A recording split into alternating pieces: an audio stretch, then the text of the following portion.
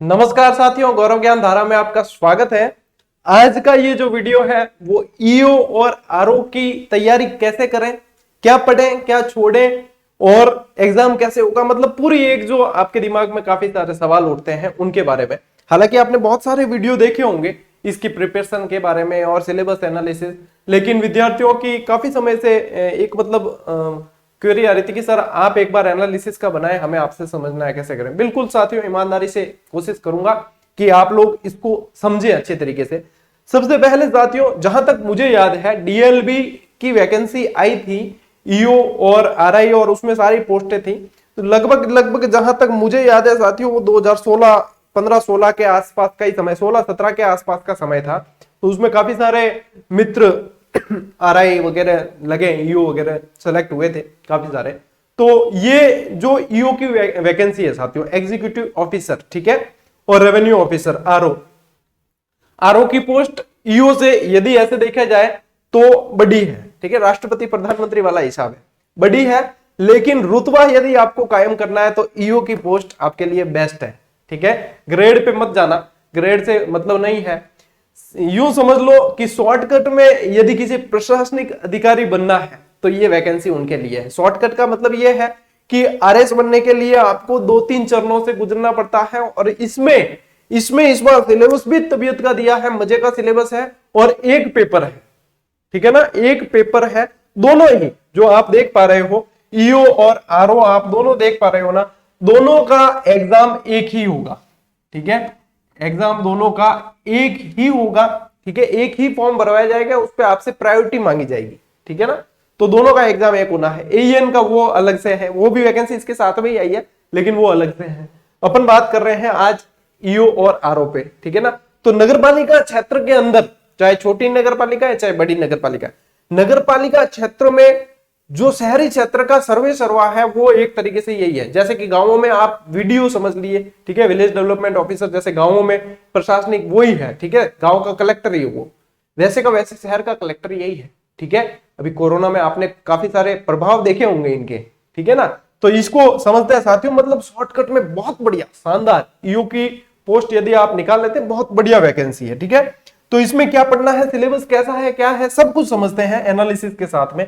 सबसे पहले साथियों इसकी प्रक्रिया समझते हैं। इसमें क्या है कि ये जो है साथियों शॉर्टकट में बता रहा हूं आपको, ठीक है। स्तर इसका स्नातक लेवल का है, कोई स्तर वगैरह तो देखो दे रखा है, बाकी आपको आखिर में जो टॉपिक आ गया तो वो पूरा पढ़ना है, ठीक है। मेरा मानना है ये कि तैयारी करने वाला बार बार स्तर पे ध्यान नहीं देता, वो पूरा टॉपिक ही कवर करता है। जो एक स्टूडेंट का नजरिया, उसी नजरिए से समझा रहा हूं। 120 अंकों का प्रश्न पत्र होगा, ठीक है, ऑब्जेक्टिव ही होना है, कोई दो राय नहीं है। जिसमें से भाग एक, ठीक है ना, ये तो है आपके भाग अ, ठीक है, भाग ए, और ये है भाग बी, ठीक है। भाग ए यानी कि वेटेज सबसे ज्यादा है, 80%, 80 प्रश्न है, ठीक है, 80 अंक है और 80 प्रश्न है। टोटल अधिकतम 120 अंक है और 120 अंकों का ही ये आपके होने वाला है पेपर, ठीक है ना। अब देखो, अब इसमें क्या है कि ये बहुविकल्पीय है, ऋणात्मक अंकन किया जाएगा, 1/3 जैसा सभी में होता है वो काटा जाएगा, ठीक है। तो 80 अंकों का यानी कि सबसे ज्यादा वेटेज यदि आप देखोगे तो सबसे ज्यादा वेटेज यहां है, और 40 अंकों का वेटेज यहां है। अब इसमें मजे की बात यह है साथियों कि आपके भाग ए जो है, यानी कि ऊपर वाला जो भाग है वो जीके वाला पोर्शन है। यदि पिछली वैकेंसीज पे आप नजर डालोगे तो मिक्स सिलेबस था, जैसे कि आरएस प्री टाइप होता है ना, उस टाइप से सिलेबस था, जिसमें आपके मैथ्स, रीजनिंग वगैरह सब थी। तो मेरे जैसा कोई विद्यार्थी तैयारी करे यदि, तो मैथ्स, रीजनिंग वगैरह नाम सुन के, अंग्रेजी वगैरह के नाम सुन के आधा हौसला तो पस्त हो जाता है। लेकिन जीके वाले जो है, अब विद्यार्थी जैसे कि जिनके पास में रीट एसएसटी है, जिनके एसएसटी सेकंड ग्रेड है, बहुत बेनिफिट में रहने वाले हैं, बहुत ज्यादा बेनिफिट मिलने वाला है। क्योंकि यदि ये भाग भी देखोगे ना, छोटे छोटे 2-2, 3-3 पेज के टॉपिक है और अच्छे से याद कर लोगे। और भाग एक जो है ना आपका, वही आपके मेन तो पढ़ने वाला वही है, और उसकी तैयारी आपके हो रही है, साथ साथ हो रही है। यानी कि ये भाग पूरा आपका सेकंड ग्रेड एसएसटी और आपका रीट एसएसटी के अंदर तैयार हो रहा है। तो गोल्डन अपॉर्चुनिटी है, दोनों मिलाकर आपके 77 पोस्ट है, 77 पोस्ट है। और मैं तो ये कहता हूं साथियों, पोस्ट और दोस्त देखकर तो कभी तैयारी करनी नहीं चाहिए, और पोस्ट और दोस्त देखकर तैयारी करने वालों का कभी सिलेक्शन होता ही नहीं है। पोस्ट चाहे एक है, फाइट करनी है तो करनी है, ठीक है। यदि मन में दृढ़ संकल्प है तो एक पोस्ट भी मिलनी है। मैंने 2016 रेट का एग्जाम दिया ना, तब बाड़मेर से मात्र पूरे राजस्थान में बाड़मेर एक ही जिला था जिसमें 100 पोस्ट हिंदी की आई थी, लेकिन फाइट किया था और उसमें सीट निकाली थी। तो आप लोगों को दृढ़ संकल्पित होना है, मछली की आंख देखिए, जरूर लक्ष्य हासिल होगा। तो यहाँ पे आप देखो, इसको समझते हैं, ये नॉर्मल चीज है। आप देखो एक एक चीज को समझते हैं कि इसमें क्या रहने वाला है आपके सिलेबस। यदि यहाँ पे देखोगे साथियों, तो राजस्थान का इतिहास, कला, संस्कृति, साहित्य, परंपरा एवं विरासत, ये सिलेबस यदि आप देखोगे तो हूबहू इसके टॉपिक जो है आपके सेकंड ग्रेड के प्रथम प्रश्न पत्र और फर्स्ट ग्रेड के प्रथम प्रश्न पत्र और ग्रेड थर्ड जो आप देने वाले हो उसमें राजस्थान वाला जो टॉपिक है वो पूरा पूरा कवर हो रहा है। ठीक है ना। देखो इसमें क्या आएंगे, राजस्थान के प्रागैतिहासिक स्थल, यानी कि आपके आगे सभ्यता से संबंधित बातें आ गई। ठीक है। ऐतिहासिक राजस्थान यानी प्रारंभिक ईस्वी काल से महत्वपूर्ण ऐतिहासिक केंद्र स्थान पूछे जाएंगे, उससे संबंधित चीजें हैं। ठीक है। उसी से संबंधित समाज और संस्कृति से संबंधित प्रश्न आने हैं। प्रमुख राजवंशों के महत्वपूर्ण शासकों की राजनीतिक सांस्कृतिक उपलब्धियां, जिसमें से आपके गुहिल यानी कि आपके मेवाड़ वाले आगे, प्रतिहार, चौहान, परमार, राठौड़, सिसोदिया, कछवा, ये कछवा टाइप हुआ है, सिलेबस वहां से ही आया है, लेकिन ये कछवा है। ठीक है। मध्यकालीन राजस्थान में प्रशासनिक एवं राजस्व व्यवस्था, ये प्रशासनिक एवं राजस्व व्यवस्था इसके अंदर ही आ गई। यानी कि ये क्या है, प्रमुख राजवंश पढ़ने हैं। इन शॉर्ट यदि समझे, राजवंश पढ़ने, राजवंश सारे सारे दे रखे हैं, यानी कि आपके आ गया रेट वाले सिलेबस के ऊपर आ गए हैं। ठीक है ना। अब देखो आधुनिक राजस्थान का उदय, अब इसमें 19-20वीं शताब्दी के अंदर राजस्थान सामाजिक जागृति के कारक राजनीतिक जागरण यानी कि राजनीतिक जागरूकता है। ये टॉपिक जो है साथियों राजनीतिक जागरूकता वाला है। समाचार पत्रों और राजनीतिक संस्थाओं की भूमिका, ये जो सेकंड ग्रेड में आपके राजनीतिक जागरूकता टॉपिक जुड़ा है ना, वो यही टॉपिक है। 20वीं शताब्दी में जनजाति तथा किसान आंदोलन, हूबहू क्लासेस डाल रखी है साथियों, क्लासेस भी देख ली तो आपके मतलब बहुत सारी मदद हो जाएगी। ठीक है ना। तो यहाँ पे जनजाति और किसान आंदोलन आ गया। इसके बाद में 20वीं शताब्दी के दौरान विभिन्न देशी रियासतों में प्रजामंडल आंदोलन, पूरी लैंग्वेज भले दे रखी है, फोकस करना है इस पे कि प्रजामंडल आ गया और राजस्थान का एकीकरण आ गया। यानी कि इस टॉपिक के अंदर क्या है साथियों, राजनीतिक जागरूकता है, प्रजामंडल है, एकीकरण है। ठीक है। ये चीज पूरी किसान आंदोलन है और ये सारी इस चीज के अंदर कवर हो रहा है। ठीक है। राजस्थान की वास्तु परंपरा यानी कि मंदिर, किले, महल और मानव निर्मित जलीय संरचनाएं, जैसे कि आपके बावड़ियां हैं वगैरह, ये सब आ गई जलीय संरचनाएं। चित्रकला की विभिन्न शैलियां और हस्तशिल्प, चित्रकला सारे स्कूल आ गए, मेवाड़ स्कूल और बहुत सारे सारे आ गए इसके अंदर, मारवाड़ स्कूल वगैरह, और हस्तशिल्प। ठीक है। प्रदर्शन कला, अब इसके अंदर क्या है, शास्त्रीय संगीत यानी कि संगीत। ठीक है। अब संगीत में लोक संगीत, नृत्य सब आ गए। अब यहां देखो शास्त्रीय नृत्य, फिर ये देखो लोक संगीत, वाद्य यानी कि वाद्य यंत्र भी पढ़ने हैं, लोक नृत्य एवं लोक नाट्य। यानी कि ये बताऊं आपको मैं मोटा मोटा कि संगीत और नाट्य, संगीत, नृत्य और वाद्य, ये चीज आ गई इसके अंदर, ये सारी चीजें कवर हो जाती है। यदि डिटेल में इसको पढ़ते हैं तो ये चीजें कवर हो जाती है। भाषा एवं साहित्य यानी कि राजस्थानी भाषा की बोलियां, भाषा एवं साहित्य कहते ही राजस्थानी भाषा की बोलियां भी आ गई, राजस्थानी भाषा का साहित्य, लोक साहित्य, यानी साहित्य वाला जो आपके टॉपिक है साथियों, सेकंड ग्रेड में, फर्स्ट ग्रेड में, रीट में, सभी ये वही सिलेबस है। अभी तक मैंने जो सिलेबस पढ़ा है वो थर्ड ग्रेड की तैयारी कर रहे हैं ना, रीट की, उनके ऐसे का ऐसे उनको पढ़ना ही है। ठीक है ना। धार्मिक जीवन यानी धार्मिक समुदाय, जिसमें आपके आगे संत संप्रदाय आ गए। ठीक है। लोक देवी देवताएं आ गए, धर्म से जुड़े हुए सारी चीजें आ गई। ठीक है। संत संप्रदाय आ गए, आपके लोक देवता, लोक देवियां ये आ गए। राजस्थान में सामाजिक जीवन यानी मेले और त्योहार आ गए, सामाजिक रीति रिवाज आ गए, ये टॉपिक भी सेकंड ग्रेड में है। परंपराएं आ गई, वेशभूषा आ गए, और वेशभूषा के साथ में आभूषण आने ही आने हैं, सेकंड ग्रेड के अंदर हूबहू है। ठीक है ना। राजस्थान के प्रमुख व्यक्तित्व, लोक संगीत, लोक नृत्य, अब ऊपर भी दे रखे हैं, यहां भी दे रखे हैं, घबराने की आवश्यकता नहीं है, वो की वो चीज है। ठीक है ना। लोक संगीत यहाँ ऊपर भी दे रखे, यहाँ दे दिए, कोई दिक्कत नहीं। आभूषण देखो यहाँ दोनों जगह दे दिया। राजस्थानी संस्कृति, परंपरा एवं विरासत और महत्वपूर्ण ऐतिहासिक पर्यटन स्थल। अब पर्यटन स्थल में अपन जब राजस्थान के इतनी चीजें पढ़ रहे हैं, दुर्ग वगैरह सब पढ़ रहे हैं, तो इसमें साथ साथ में कवर होते जाते हैं, कुछ एक रह जाते हैं तो उनको अपन अच्छे से पढ़ लेते हैं। मंदिर वगैरह ये सब पर्यटन स्थल के अंदर ही आते हैं। ठीक है ना। तो ये मतलब कहने का मतलब ये है साथियों, ये सिलेबस आप ऑलरेडी पढ़ रहे हो। यदि आप सेकंड ग्रेड की कर रहे हो, फर्स्ट ग्रेड की कर रहे हो, ग्रेड थर्ड की कर रहे हो, या राजस्थान की कोई भी वैकेंसी कर रहे हो, ये कॉमन सिलेबस है और इसके लिए आपको कोई अलग से ज्यादा पढ़ने की आवश्यकता नहीं है। जो पढ़ रहे हो उसको तबीयत से पढ़ो। ठीक है ना, उसको शिद्दत से पढ़ो, वही सिलेक्शन आपको दिला देगा। अब देखो राजस्थान का भूगोल, अब भूगोल में यूं देखा नहीं तो सभी भूगोल में लगभग, भूगोल आ गई हो तो लगभग टॉपिक है, एक दो इक्का दुक्का कोई छोड़ दे, बाकी कोई इक्का दुक्का शामिल कर दे, एक दो चेंज हुए, बाकी यूं रही यूं डालिया करे, ठीक है। तो यानी भू आकृति प्रदेश एवं उनकी विशेषता, यानी राजस्थान का सामान्य परिचय तो पढ़ना ही है भूगोल के अंदर, फिर भू आकृति पढ़ने आपने, यानी 4 भागों में बांटा हुआ है, मरुस्थल, अरावली, वो सब पढ़ने हैं, ठीक है। जलवायु, बस जलवायु की विशेषता यानी कि जलवायु पढ़ना है, ठीक है, पूरा आ गया। प्रमुख नदियां एवं झीलें यानी कि अपवाह आ गया, ठीक है, इसको कई जगह अपवाह तंत्र लिखा मिलेगा, ठीक है, तो अपवाह इसके अंदर आ गया। प्राकृतिक वनस्पति एवं मृदा, ये मृदा वाला टॉपिक आ गया, और वनस्पति पूछी जाएगी, ठीक है। प्रमुख फसलें यानी कि कृषि आ गई, ठीक है, यानी कि ये क्या है, ये कृषि वाला टॉपिक है, ये कृषि आ गई। प्रमुख उद्योग आ गए, चलिए यूं का यूं, सिंचाई परियोजनाएं आ गई, जल संरक्षण तकनीकें आ गई, ठीक है, जल संरक्षण तकनीकें आपके रीड प्री में भी थी। जनसंख्या, बस ये वृद्धि, घनत्व, साक्षरता, ये सब इसके अंदर अपन पढ़ते ही है और पढ़ने ही है।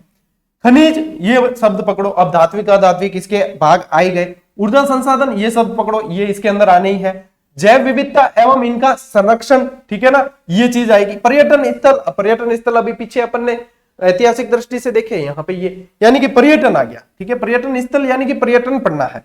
खनिज संपदाएं, अब यही है खनिज, ये धात्विक अधात्विक पढ़ रहे हो तो खनिज संपदाएं ये आनी है। भूगोल में वही है साथियों राजस्थान का, चाहे एक दो टॉपिक कोई छोड़ते, इन्होंने छोड़े नहीं है, मेरे हिसाब से इन्होंने लगभग सभी डाल दिए। अब ये जैसे जैव विविधता आ गया ना, तो वन्य जीव संरक्षण वगैरह ये सब आ गए, अभ्यारण्य वगैरह, क्यों जैव विविधता में आ गए, कवर हो गए, ठीक है ना, तो ये इसमें आ जाएंगे। यानी कि सिलेबस वही है साथियों, भाग ए का, तो तभी कह रहा हूं क्योंकि इस बार मैथ, इंग्लिश वगैरह वो सब नहीं डाली है, एक पेपर है और जीके आप ऑलरेडी पढ़ रहे हो, ठीक है। लगभग 70% आपके तैयार है, आपको तैयार करना है मात्र, आपको 30 से 35% तैयार करना है, ठीक है। तो उसके अंदर आपको बहुत छोटे छोटे टॉपिक है, यदि 2-2 बार 3-3 बार भी पढ़ लोगे ना साथियों, बहुत तबियत का मतलब ऑफर है, ठीक है ना। अब ये जरूरी नहीं है आपको, इसके लिए मैं ये बता रहा हूँ कि अलग से कोई करने की जरूरत नहीं है, अभी डेट भी नहीं है ये, अभी आप जो पढ़ रहे हो उसको बहुत शिद्दत से पढ़ो कि ये जो मैं पढ़ रहा हूं राजस्थान, वो मुझे कहीं ना कहीं इस साल में बेरोजगारी का जो मेरा तमगा लगा हुआ है उसको हटा कर जाएगा, और उसको हटाना है मुझे, इसे तबियत से तैयार कर लेना है बस। तो उसके बाद में वो आपके हर वैकेंसी में काम आना ही आना है, ठीक है ना। आगे आरएस आएगी वापस, उसमें भी काम आएगा, आरएस निकालोगे आप बिल्कुल इसके दम पे। राजस्थान आपका बहुत तगड़ा है, आप आरएस डंके की चोट पर निकालोगे।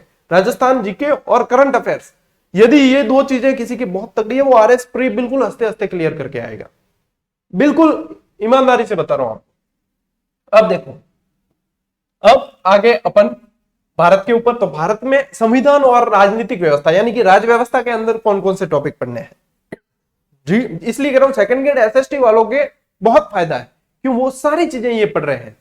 अब इसमें देखो भारतीय संविधान, ठीक है, संविधान सभा यानी कि गठन से संबंधित बातें आ गई, विशेषता वापस आ गया वही, और संविधान के संशोधन, अब इसमें प्रमुख संशोधनों पर विशेष ध्यान देना होता है, ठीक है ना। जैसे 52वां आ गया, 42वां, 44वां, ये जो प्रमुख है वो ज्यादा विशेष रूप से ध्यान देने होते हैं। उद्देशिका यानी कि प्रस्तावना वो आ गई।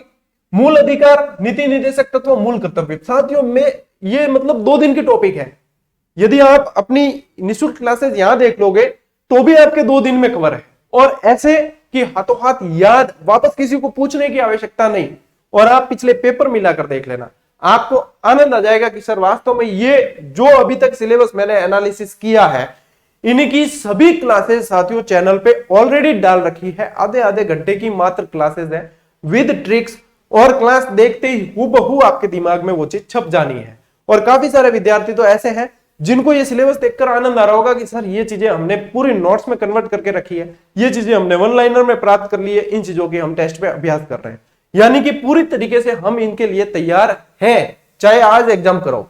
ऐसी कंडीशन में भी कई विद्यार्थी अपने जीजीडी से जुड़े हुए, वो इस कंडीशन में भी है, बहुत फायदा मिलेगा। अब देखो राष्ट्रपति, प्रधानमंत्री, मंत्रिपरिषद, अब भी ये टॉपिक मैंने आपको पढ़ाए हैं, राष्ट्रपति प्रधानमंत्री अभी थोड़े दिन पहले ही पढ़ाए, 2-4 दिन हुए, ठीक है। संसद में आ गया आपके, लोकसभा राज्यसभा दोनों आ गए सदन, ठीक है। उच्चतम न्यायालय, सर्वोच्च न्यायालय, सुप्रीम कोर्ट आ गया, ठीक है। न्यायिक पुनरावलोकन आ गया इसके अंदर, अब ये इससे रिलेटेड ही है। निर्वाचन आयोग, नियंत्रण एवं महालेखा परीक्षक, एक दिन के टॉपिक है, दोनों एक एक दिन में याद होंगे, ठीक है। नीति आयोग, केंद्रीय सतर्कता आयोग, लोकपाल, केंद्रीय सूचना आयोग, राष्ट्रीय मानवाधिकार आयोग। साथियों ये जो है फर्स्ट ग्रेड के अंदर आपके केंद्र से संबंधित आयोग स्पेशली दे रखे हैं और स्पेशली ये उसके अंदर पढ़ने ही है, ये वो वाले आयोग हैं, ठीक है ना। अब देखो संघवाद, भारत में लोकतांत्रिक राजनीति, गठबंधन सरकारें और राष्ट्रीय एकीकरण, ठीक है। पॉलिटिकल के ही ये टॉपिक है, इसमें कोई ज्यादा समय नहीं लगता है, मात्र समझने में 1 से 2 दिन लगता है। मैं करवा भी दूंगा आपको, ठीक है ना, समय थोड़ा सा इनसे सेट होगा। तो ऐसे कोई जो टॉपिक है जो अपने सामान्य रूप से पढ़ने में नहीं आए हैं तो वो मैं आपको अलग से करवा भी दूंगा। बाकी सारी क्लासेस ऑलरेडी चैनल पर अपलोडेड है। कोई भाई कोचिंग में पैया ही भांगना चाहे तो अपा किन्हें रोक नहीं सका। बाकी हकीकत में सिर्फ ईमानदारी से क्या, हाँ हमें वास्तविक तैयारी करनी है, सिर्फ पैसे खर्च करने से ही तैयारी नहीं होती, तैयारी ओरिजिनल करने वाला होना चाहिए, ठीक है। तो ये सारी चीजें ऑलरेडी दे रखी है, पेड कोर्स से बेटर देने की कोशिश की है और विद्यार्थी बताएंगे अभी कमेंट करके कि हाँ सही में। अब देखो राजस्थान की राजनीतिक एवं प्रशासनिक व्यवस्था है, ये तो भारत से संबंधित हो गई। राजस्थान में क्या पढ़ना है, राज्यपाल, तो राष्ट्रपति के जैसा राज्यपाल चलता है। मुख्यमंत्री, प्रधानमंत्री को समझा है, मुख्यमंत्री आराम से समझ में आ जाता है। मंत्रिपरिषद, विधानसभा, संसद को समझा है, विधानसभा आराम से समझ में आ जाती है।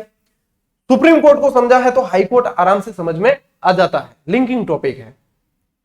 राज्य की प्रशासनिक व्यवस्था है, जिला प्रशासन, स्थानीय स्वशासन, पंचायती राज, पढ़ना ही है आपको, ठीक है। ये भी सामान्य, जब आप पढ़ने पर आते हो तो ये सामान्य टॉपिक होते हैं।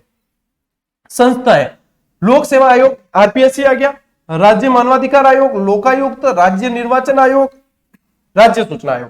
केंद्र की भांति इनमें भी प्रावधान चलते हैं, थोड़ा बहुत कहीं चेंज होता है, वो ध्यान में रखना होता है। भारत का पढ़ते हो तो राजस्थान का साथ साथ कवर होता रहता है, ठीक है ना, ये ध्यान रखना। और लोक नीति एवं अधिकार, इसमें लोक नीति, विधिक अधिकार एवं नागरिक, और ये लोक सेवा आयोग गारंटी अधिनियम है, ये थोड़ा सा आपको थोड़ा सा हटके इससे पढ़ना पड़ेगा, यानी कि ये चीजें तैयार कर ही रहे हो, ये थोड़ी सी आपको पढ़नी पड़ेगी, ठीक है। अब देखो, अब आते हैं साथियों अपन अपने करंट अफेयर, ठीक है। ये भी मतलब पार्ट 1 का ही है, मैंने वहां पे जगह नहीं थी तो यहां से ऐड किया है। तो इसमें समसामयिक घटना यानी राजस्थान, भारत और अंतरराष्ट्रीय, यानी कि जिस तरीके से आप फर्स्ट ग्रेड की पढ़ रहे हो ना करंट, वो उस तरीके से आएगा। क्यों, राजस्थान के अलावा भारत और अंतरराष्ट्रीय समसामयिक घटनाएं, मुद्दे भी पूछे जाएंगे। वर्तमान में चर्चित व्यक्ति, संस्थाएं वगैरह, खेलकूद, यानी कि करंट के लिए यूं समझो कि आपको राष्ट्रीय अंतरराष्ट्रीय परिदृश्य देखते हुए चलना है, ठीक है। तो ये इसके लिए आप जैसे 2 महीने वाली पुस्तक आती है वो ले सकते हो, 3 महीने त्रैमासिक भी पढ़ सकते हो, 6 माही भी पढ़ सकते हो और वार्षिक अंक भी पढ़ सकते हो। ये अपनी अपनी रुचि पर, अपने अपने इंटरेस्ट पर निर्भर है, ठीक है ना। अब आते हैं साथियों भाग बी, जो आपको अलग से तैयार करना होता है इसके लिए, ठीक है। 40 अंकों का ये आना है। तो इसमें क्या है, नगरपालिका से संबंधित अधिनियम है, ठीक है। ज्यादा कोई बड़े नहीं है इसके अंदर, बस ये चीज होगी कि थोड़े नए हैं तो इनको आपको लगभग घंटा भी देते हो तो आपको ये याद हो जाएंगे, ठीक है ना। तो नगरपालिकाओं का गठन, मतलब ये जो है साथियों नगरपालिकाओं से संबंधित अधिनियम है पूरे के पूरे, ठीक है। तो नगरपालिका की क्या कार्यशैली होती है, किन नियम क्या होते हैं, रूल्स वगैरह, रूल्स एंड रेगुलेशन, वो सारी की सारी चीजें इनके अंदर आपके आती है। और ज्यादा कोई बड़े बड़े टॉपिक नहीं है, ये भी कोई आपके 2-2, 3-3 पेज के टॉपिक है, आपको एक बार समझ के अभ्यास करना है मात्र, ठीक है ना। तो ये है भाग बी के अंदर, यानी कि अभी डेट भी घोषित नहीं है इस एग्जाम की और आप प्रिपरेशन अभी से करते हो, बहुत शानदार पोजीशन में आप पहुंच जाओगे। यदि कोई प्रशासनिक अधिकारी बनना चाहता है कि मेरे तो सर आरएस जी तो लंबो तो टाइम कौन देगी जाए और इतनी मतलब है भी नहीं, श्रद्धा भी नहीं है, शॉर्टकट में मन अगर गाड़ी मिल जाए सरकारी तो आ पोस्ट है, आ वैकेंसी है, शॉर्टकट में गाड़ी मिल जाएगी, प्रशासनिक अधिकारी खटका पूरा हुई, ठीक है ना। जन थाने में मतलब इच्छा हो यानी कि मतलब अपने सरकारी क्वार्टर होना चाहिए, सब कुछ है, अपने गाड़ी होनी चाहिए, अपने मतलब बिल्कुल सत्ता कायम होनी चाहिए, शॉर्टकट में सिद्धपुर है, ठीक है ना। ये है प्रशासनिक पद है और योरा खटका थे जानो ही हो रहे, मैं कहीं बताऊं था, ठीक है ना। राजस्थान नगरपालिका सामान्य क्रय एवं, मतलब ये साथियों ये जो है नगरपालिका अधिनियम उनसे संबंधित सारी नियमावली है। इसके अलावा आपको और क्या पढ़नी है, योजनाएं पढ़नी है, ये रूल्स एंड रेगुलेशन पढ़ने हैं भाग ब के अंदर। इसके अलावा आपको पढ़नी है योजनाएं, जो आप ऑलरेडी करंट अफेयर्स के अंदर भी आपको पढ़नी ही पड़ेगी, जैसे स्वच्छ भारत मिशन, इंदिरा रसोई योजना, प्रधानमंत्री आवास योजना, इंदिरा गांधी शहरी रोजगार गारंटी योजना, अमृत मिशन, हृदय योजना, राष्ट्रीय शहरी आजीविका वाली और क्रेडिट कार्ड वाली। साथियों, कहने का मतलब यह है योजनाएं भी दे रखी है इन्होंने कि ये योजनाएं आपको विशेष रूप से याद होनी चाहिए। तो बहुत बढ़िया सिलेबस है। तो सिलेबस एनालिसिस की जहां तक बात है साथियों, अपन ने पूरा सिलेबस एनालिसिस कर दिया है, ठीक है ना। सिलेबस एनालिसिस अपना हो चुका है और इसी के साथ में अपन ने ये भी समझ लिया है कि ईओ जो है ना साथियों, आपके जैसे 4200 ग्रेड पे की है, ठीक है ना। ईओ जो है 4200 ग्रेड पे की है और आरओ जो है साथियों आपके 4800 ग्रेड पे की है, ठीक है ना। लेकिन यदि आप प्रशासनिक अधिकारी के पूरे जलसे करने चाहते हो तो आपको ईओ को प्रायोरिटी पे रखना है। क्यों? आरओ जो है साथियों रेवेन्यू से संबंधित है, ईओ मतलब आ गया एग्जीक्यूटिव ऑफिसर है, वो प्रशासनिक, उसके पास में सब कुछ आ गया सारा ही। जहां पे भी आपकी मीटिंग है, फिटिंग है, जो भी आप देखते हो सब कुछ शहरी क्षेत्र के अंदर ईओ मेरे हिसाब से सर्वे सर्वा है, ठीक है ना। और आप लोगों ने आसपास देखा भी है। तो ये सिलेबस है साथियों। कुल मिला के प्रथम प्रश्न पत्र पे आपको जो आप ध्यान दे रहे हो वही है, रिवीजन हल्का फुल्का चलता रहना चाहिए। और सेकंड जो है, इसके अंदर आपको नियमावली पढ़ लेनी है, योजनाएं करंट के साथ में आप पढ़ोगे ही, ठीक है ना। तो ये चीज है, मतलब एक बहुत शानदार, क्योंकि इस समय विद्यार्थियों के दिमाग बहुत एक्टिव है, न्यूरॉन्स बहुत एक्टिव है। इस समय उनके सामने जो भी चीज डाली जाए वो सब एक्सेप्ट कर सकते हैं। लेकिन ऐसा नहीं है, ऐसा मत करना, भूल मत करना कि आपकी जो वैकेंसी आप बिल्कुल शिद्दत से कर रहे हो उसे छोड़कर आप ये इसका खंड ब पढ़ने मत लग जाना।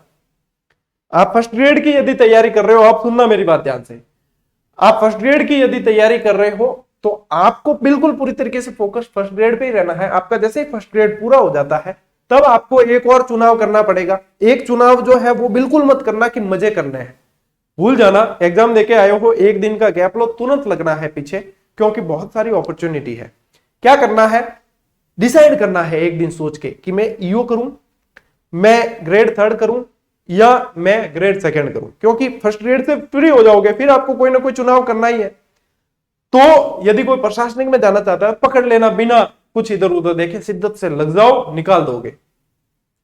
ये नहीं करना चाहते, बेस्ट ऑप्शन रहेगा ग्रेड 3 का, क्योंकि उसमें सेकंड ग्रेड के बनिस्पत ज्यादा समय मिलेगा आपको और काफी सारी चीजें आप पढ़ चुके हो, ठीक है। और कोई सेकंड ग्रेड करना चाहे तो वो उसका व्यक्तिगत, देखो जो व्यक्तिगत जो निर्णय होते हैं वो सबसे बेस्ट होते हैं, वो उसके ऊपर है। सेकंड ग्रेड की यदि कर रहे हैं, क्योंकि इसकी डेट आई नहीं है, सेकंड ग्रेड की आ चुकी, तो संभावित यह है कि ईओ जो है सेकंड ग्रेड के बाद होगी। मेरा अनुमान है कि ईओ की सेकंड ग्रेड के बाद होगी, ठीक है ना। तो वहां पे सेकंड ग्रेड की कर रहे हो, तबियत से करो कि हमारा ये इसके साथ कवर हो ही रहा है। जैसे ही सेकंड ग्रेड एग्जाम देते हो उसके तुरंत बाद में सेकंड पेपर लेकर बैठ जाना है इसका, कि अब भाई अब 13 नंबर, और फिर करो अभ्यास, धुआंधार निकाल दोगे, ठीक है ना। जो ग्रेड 3 की कर रहे हो फोकस्ड रहो बिल्कुल अच्छी तरीके से ग्रेड 3 पे ही। आपका राजस्थान कवर हो रहा है, फिर इसकी डेट कब की आती है उसके ऊपर आपकी रणनीति है। जब से पहले आपका यही है कि मैं इसकी तबियत से करूं, ये सारी चीजें आपके फर्स्ट पेपर वाली कवर हो रही है, सेकंड पेपर वाली है तो इसकी डेट आएगी, उसके ऊपर अपन रणनीति बनाकर उस पर काम करेंगे। ये है साथियों ईओ और आरओ की पूरी रणनीति। आपको क्या करना चाहिए, आप लोगों के लिए कितनी बेनिफिट है इसके अंदर, कितना क्या है, सब कुछ मैंने बताने का प्रयास किया है। और ये भी बता दूं कि जो विद्यार्थी कोचिंग करने में असमर्थ है और जो कोचिंग कर भी रहे हैं पेड कोर्स देकर, वो भी एक बार अपनी जो classes number wise second grade की प्लेलिस्ट बन रखी है, सारी प्लेलिस्ट है।